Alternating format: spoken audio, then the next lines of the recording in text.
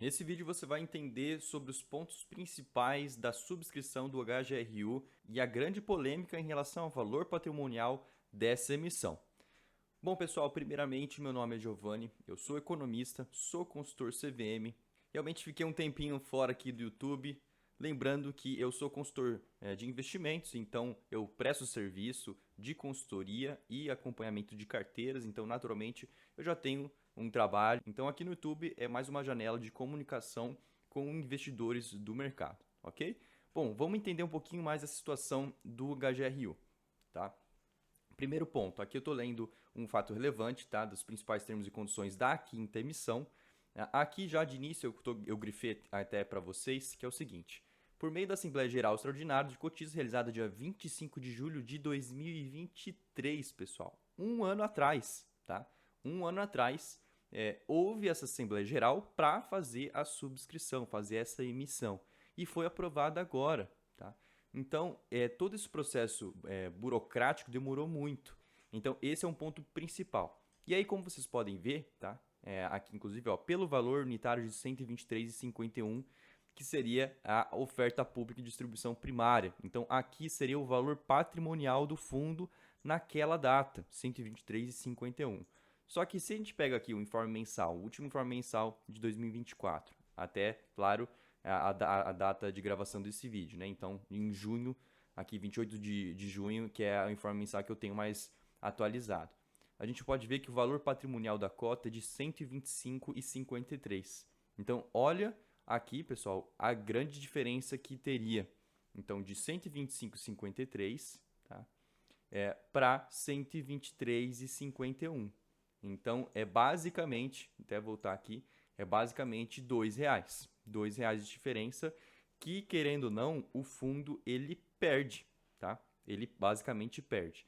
Lembrando que o valor que você está vendo de valor patrimonial 123,51 não é o valor que você vai pagar. Aqui é o valor que o fundo vai receber, tá bom? E aqui mais abaixo a gente consegue ver. Lembrando que o valor ali de custo unitário de distribuição é de 2,15 em cima do valor patrimonial, né, da oferta, tá bom? Então, no total daria 2,66 de taxa, que 2%, 2,15 não é uma taxa tão alta para fundos imobiliários. Eu já vi várias ofertas que ficavam na faixa de 4%. Quer ou não, 2,15 acaba pesando? Sim, mas não é o pior dos mundos. Então, 123,51 mais 2,66 seria o valor de subscrição que eu vou abordar um pouco mais para frente em relação a esse valor, tá? Então, considerando o custo unitário de distribuição, o montante total é de 1 bilhão 225 milhões, tá? Então, é um valor bastante expressivo para o tamanho do HGRU. Ele está querendo aumentar 50% do patrimônio em uma subscrição só. Realmente é bastante relevante. E por que esse valor é tão expressivo? Porque o fundo está querendo fazer uma compra bastante grande, tá bom? Então, aqui abaixo eu vou comentar sobre a oferta primeiramente, tá?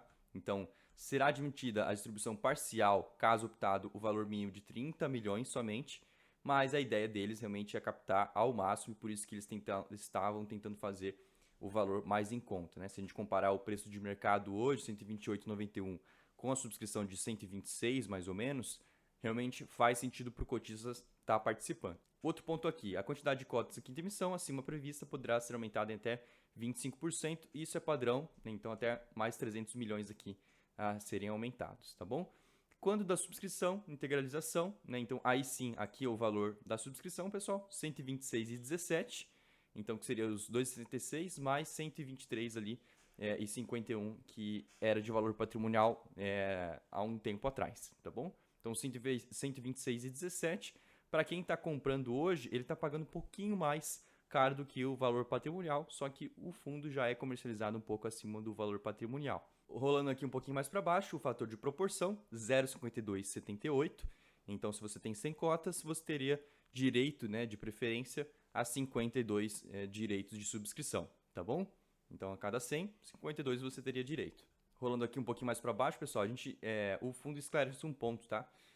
Pessoal, fazendo uma correção aqui no vídeo, nessa parte, o fundo ele vai identificar para vocês, caso o recibo de subscrição não se integralize até antes do recebimento de um rendimento do fundo, é dessa forma que o cotista vai ser remunerado, tá bom? De forma A, 77,5% do CDI e B, o valor é distribuído no mês do rendimento das cotas. É o menor desses dois valores. Normalmente, a letra A ali, de 77,5, será selecionado, tá bom?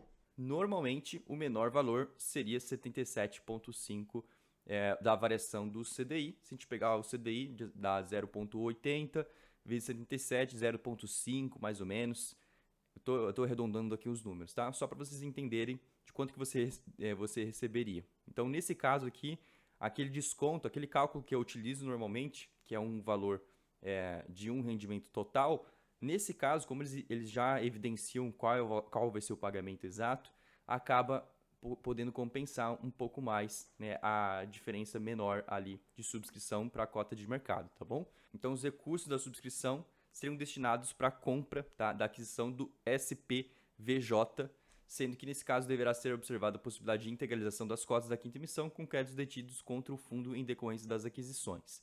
Então, eles querem 100% dos imóveis detidos do SPVJ. Bom, pessoal, aqui eu estou abrindo o fundo SPVJ, que é o último relatório gerencial aqui que eu tenho disponível, para vocês verem como que é o fundo, tá bom? Então, primeiro, a quantidade de imóveis é bastante expressiva, são 14 imóveis.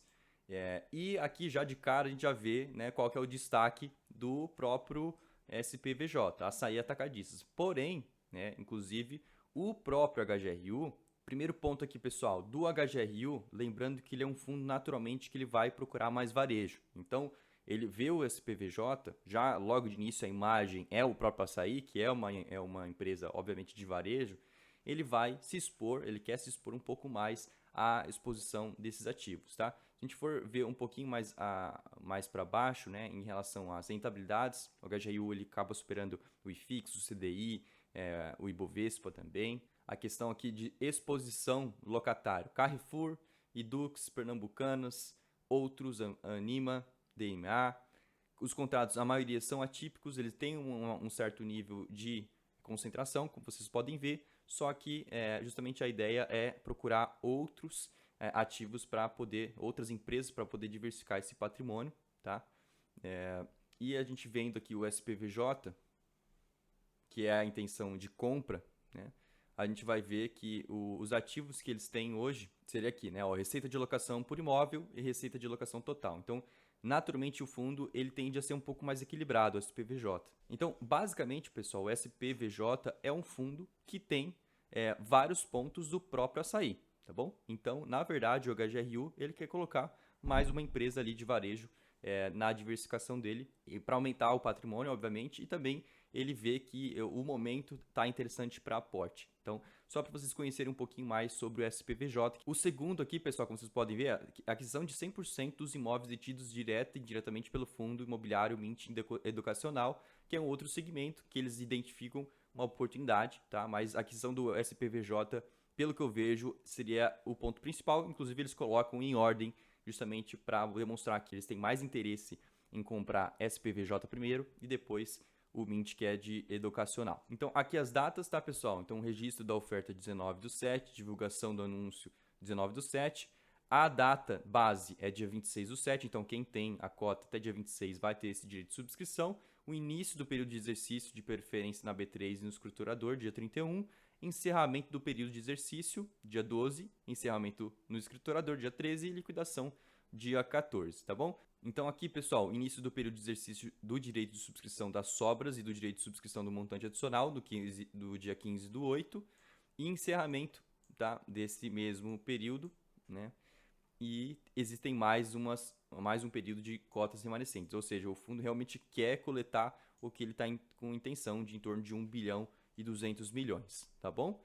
Então aqui, como eu apresentei já para vocês, é o material publicitário, identificando todos os pontos positivos do fundo, a ideia, o valor agregado que o fundo traz. Então o HGRU ele é um fundo bastante conhecido por ser bastante ativo na escolha, ter contratos atípicos muito bons, ter uma segurança muito interessante. Então, o único ponto polêmico, como eu falei para vocês no início do vídeo, seria essa questão do valor patrimonial, tá? Que na prática, o investidor que está subscrevendo, ou o investidor que nem subscreveu, mas que está nesse fundo, ele vai estar perdendo valor nessa compra, nessa subscrição que os cotistas vão estar fazendo, porque vai estar entrando menos valor por um preço da cota, que é o mesmo montante para os outros. Então, hoje, o valor patrimonial do fundo, como eu mostrei para vocês, é de 125,53, mais ou menos. Aqui, ó, 125,53, o valor patrimonial hoje, tá? E vai entrar para o fundo 123,51, mais ou menos, ou seja, R$2 a menos, tá?